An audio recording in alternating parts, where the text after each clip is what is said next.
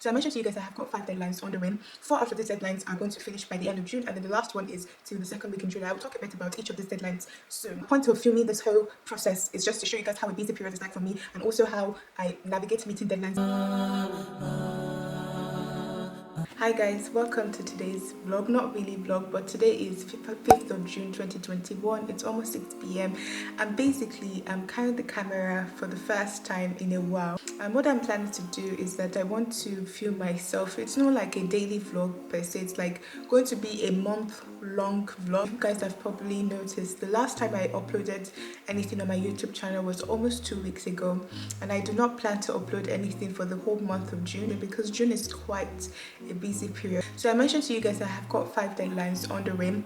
4 out of these deadlines are going to finish by the end of June, and then the last one is till the second week in July. I will talk a bit about each of these deadlines soon, but that's just so the point of filming this whole process is just to show you guys how a busy period is like for me, and also how I navigate meeting deadlines. And this whole process will be a bit stressful because I'm stressed at the moment. To be honest, I'm a bit stressed just because of the deadlines that I have, but again, I'm just going to carry the camera and film random parts of the whole thing just to show you guys. And by the time June ends, I'm going to compile the different bits and pieces that I film in different parts of my day or different days in the month. Just upload that in a nice vlog to document the process. For example, last night I slept around 2 a.m. so I'm just giving a disclaimer that there's a chance that I'm going to be picking up the camera around 2 a.m. to talk to you guys about how I'm faring or how the whole process is going for me. So I just thought to put that disclaimer that this whole vlog might not be really aesthetically pleasing. One of the reasons why I'm dressed up actually is because today we had this get together for PhD students. So what happened was that my boss invited all of the PhD students in my lab to her house to have a really nice picnic at her backyard. It was really beautiful. Our garden is beautiful, and the COVID cases are dropping in Cambridge, so there's a lot of new adjustment that have been made regarding COVID guidelines and how many people can meet in one place at the same time, as far as it's in open space and all of that. So she invited all of the PhD students in our lab to have a get together, and it was really nice. It was just a nice chilled afternoon. I think I left around 12. I was there, and then it's currently 6, so I was there for almost like 5 to 6 hours, but it was really enjoyed my time. It's been a while since I spoke to a few other PhD students, and most of them, like, I was just so used to speaking to them virtually since Corona started. So it was really nice to see them in person and just to catch up in a very chill environment. And I'm super, just on the point of ranting, something that I really appreciate, and I know that I'm incredibly lucky and blessed or privileged, alhamdulillah, is having such an environment that allows you to thrive as a PhD student. The experience you have as a PhD student depends on so many other factors aside from your projects. It depends on the people that you work with, the people that supervise you, the kind of environment that you are in. All of this collectively influence the kind of experience that you get from a PhD. It's one thing to be super smart and an expert in your own field, but at the same time, it's another thing to be kind and humble with it. And I feel like I work with people who have those two beautiful components and not just one part, and I feel really grateful. So yeah, I'll speak to you guys soon. Hi guys, so I just thought to pop in here. Today is Sunday, so yesterday was Saturday when I started the whole vlog. My Sunday went so quickly. Do you know what even hurt me more is that I spent the most part of my day doing things that are not related to my PhD work. Okay, let me explain to you guys. So the funny thing about doing a PhD is that sometimes it could be 50% PhD work and the other 50% is just, you know, mainly admin stuff. So there's a specific type of email address that I used to use before, and then my department is migrating into a different type of Cambridge email address. So they wanted us to export our inbox, and we'll be getting a lot of messages from the IT person for quite a while reminding us to do it, and I've just been pushing it aside. I've been ignoring the emails. So during the gathering yesterday, one other PhD students mentioned that the deadline is tomorrow basically, so from tomorrow all of our old email addresses would be gone, and that is like a nightmare because for the most part I don't know what I would do without my Outlook, like my email address, because there are lots of information that I have on there that I always make reference to. I just spent an hour or two trying to migrate my inbox from my old email address to the new one, and thankfully eventually I did get around it, but things look a bit fishy at the moment. I don't know if I did it well, but the good part is that I have saved the email, like I've exported it and I have it backed up. So hopefully whatever happens, I don't lose data and I don't lose important information. So another thing that I did today earlier on was that, I don't know if you guys can remember, but I mentioned to you guys I was writing an opinion piece with a senior colleague in our lab, and the opinion piece was not as extensive as the first review article that I published in March. So this one is about 2,500 to 3,000 words. So we've been working on this for quite a while now, since the beginning of the year. So we finally submitted it to the journal, I think mid May. So we got the editorial comments back, and the funny part is that, not the funny part, the good part is that the comments that we got back from the editors were not very complicated, at least relatively in comparison to the kind of comments people get normally. I was supposed to have done this since earlier on in the week, but because I had lots of things going on with my data analysis and stuff, so I finally got around doing it. So that's one of the first things that I did today when I woke up. So I just went through the document, and I just tried my best to, you know, summarize some of the corrections that we made, the references. And the senior colleague told me that this is actually not even a lot of work, because at first when I read through all of the reviewers' comments, I was like, oh my god. But then when I spoke to the senior colleague, she was just like, no, like, this is not even, like, this is simple, this is just easy work, like, it's not complicated. And so when I went through it later on, then I noticed that, oh yeah, like some of it were just, you know, them just talking and saying how good some of the parts were, and some of them were giving like constructive criticism on how to make it better,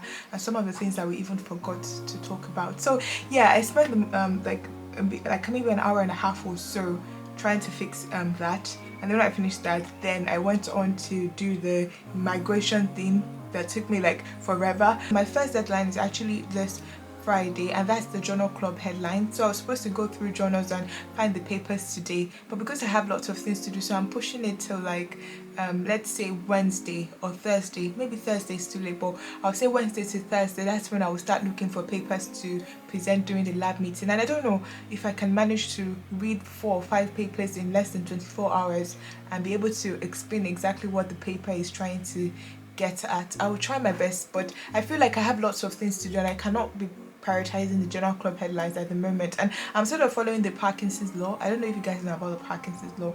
I'm not saying this word by word. It's basically saying that the more time you dedicate to doing something, the longer it takes for you to accomplish it. So I'm using that mentality to sort of, you know, push the journal club headlines preparation to Wednesday or Thursday, and then hopefully I can sort of figure out 4 to 5 papers that I want to present and then present it on Friday. So that's my first deadline. And then my second deadline, I will talk about that once I'm able to push this out of the way. So now what I will do is I'll go back to my data analysis, sort of prepare for the meeting that I have with my co-supervisor tomorrow, and also just make progress with some of the work that I'm doing at the side. And then yeah, I guess that's it. And I need to eat first actually, because I'm quite hungry. Hi guys, so today is Monday and it's currently almost 3 p.m. So I'm going to start the meeting that I told you guys about for my study. You know, the monthly meeting that we always have.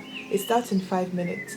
And basically before now, what I've been doing was that I was trying to put together a PowerPoint presentation to show my co-supervisor some of the things that I was doing. Probably it would be called usually a very good mutation. You have lots of reads supporting the given mutation. So I have 8 reads that would support that G became A. But in lots of cases, you would have only 2 reads that support it, and then the questions whether it's real, whether it's a sequencing artifact, whether it's an error, or something like that. So there's lots of ambiguity when it comes to that.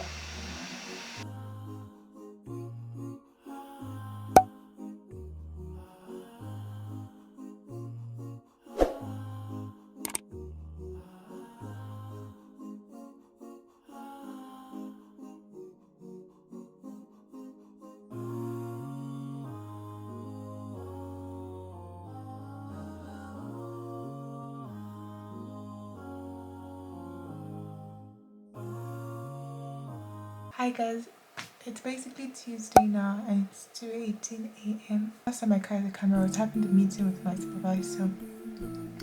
I think I sort of got to a point when I was talking to him that I really had started to have like a mental breakdown, because like I feel stuck sort of with the work that I'm doing now with the data analysis. It's like it's leading me to a dead end, and the thing is that because there is a novelty in the project in the sense that the method that we're using, The method is very new and it was published. The method was developed by our lab, which is exciting because it's novel, it's new, but at the same time, because it's new, there's a lot of development that has to go into it.